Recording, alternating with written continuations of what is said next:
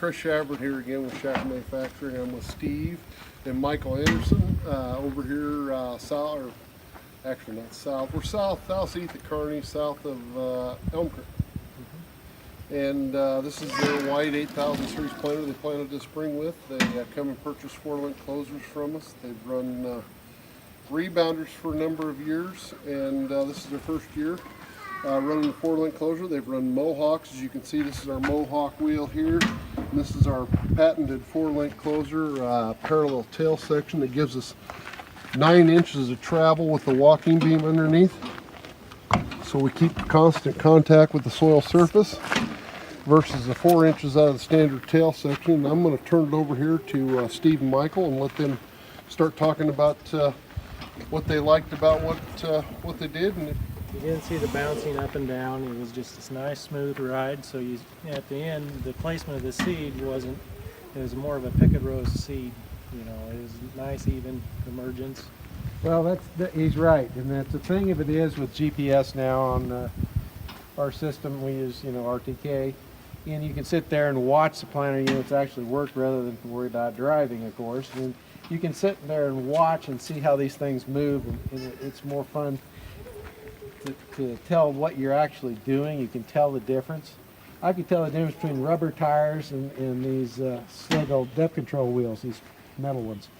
They run smoother. It just, all these things add up, but the real cream of the crop here is that 4-link closer. It really made a difference on how smooth the row units run.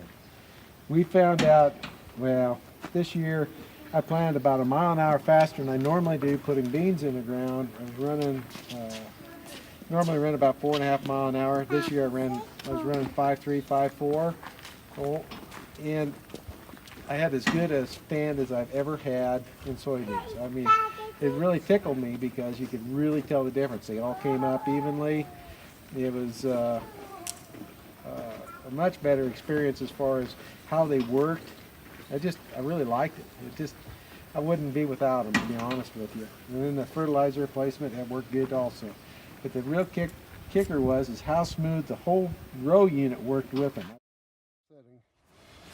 And look at that plant is over 3 foot tall. That's a 3.5, almost 4 foot tall plant. Well, we were running about 6 miles an hour here. Yeah. And look at how nice and even the field is. Well, see, that's the thing about it, is to get that even a drop when they come up that even. Yep. The plants, you don't have, you don't have stragglers. So when it comes to harvest time, you don't have green beans to worry about. No. The thing of it is, that was all due to that 4-link closer. Yes. They wouldn't have run that smooth without. No. I mean, seriously. I can't get over that enough. You're sealing, you're getting rid of the seed trench. It's just destroying that seed V. Good seed to soil just like contact. You were never there. Exactly. And that's what you wanted. Exactly. You can't find the trench. You can't find the seed. You go, where in the heck where's the seed trench supposed to be? You sit there and dig and dig and dig. Plus, you can run in a lot wetter conditions because you're not putting you're not lifting up on the back and then you're trying to push it down with down pressure on the front. You're just floating across that. So if you're in a muddy conditions, you're going to still have a pretty good emergence because you're not trying to pack the soil down. And the other thing is, with this, when we go to find the seed, good luck, because you can't find the seed trench. Because with the way the closing wheels work, we find it harder and harder to find where the seed trench is, or where the seed is, because you can't find the bloody trench. It totally destroys the sidewalls, doesn't it? It does. We just can't find it. It's hard to find seed. It's hard to find the seed. I know I'm putting it in the ground. I know it's coming out of the metering unit, and I know there isn't any on top of the ground, so it must be in the right spot. I can't find it very often. It's easy because you can't find that seed trench. Well, what were you putting down for plant populations in corn and soybeans, if you don't mind us talking here? 32,000 in the corn and 160 in the beans. Okay, what kind of net effective plant stand? What'd you get up? What come out of the ground? Well, okay, it was 130. It was 32,500. We ended up with about a stand count of 32,000. So that's 500. That is really excellent. It was really, yes. So you're within the margin of error on their seed germination, because you can't get 100% germ seeds. So. Oh yeah. No, you don't. We're doing good. No, the soybeans was 160, and it came up about perfect. So. Well, you planted thicker than I did. 145 to 150,000, and that was totally acceptable. Now, The you, fertilizer placement. That's important. We put some starter fertilizer on with the rebounders, about 3 gallons, and then you put the rest on with the disc that's on 2x2 by the side, and just. so did you guys split the old rows out, or did you plant across them? Did you plant with them? I did a little bit of everything.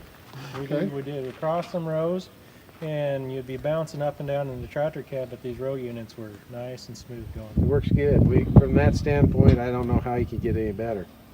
That walking beam makes all the difference, and then that poor Well- link keeps it parallel. And no crusting issues. We didn't have any crusting. We didn't have any. Sidewalk compaction. The parallel linkage, I don't know. It just seems like it had less. How you want to say it? You have less issues because it didn't create a problem. Sure. That's a nice looking there. Yes. I might take that home and cook it. If we can get you better than that, be a little sweeter anyway. I like field corn better than Do sweet ya? corn. Do ya? Yeah. Really? I don't know why. I do. It's still good looking there, guys. Well, thank you.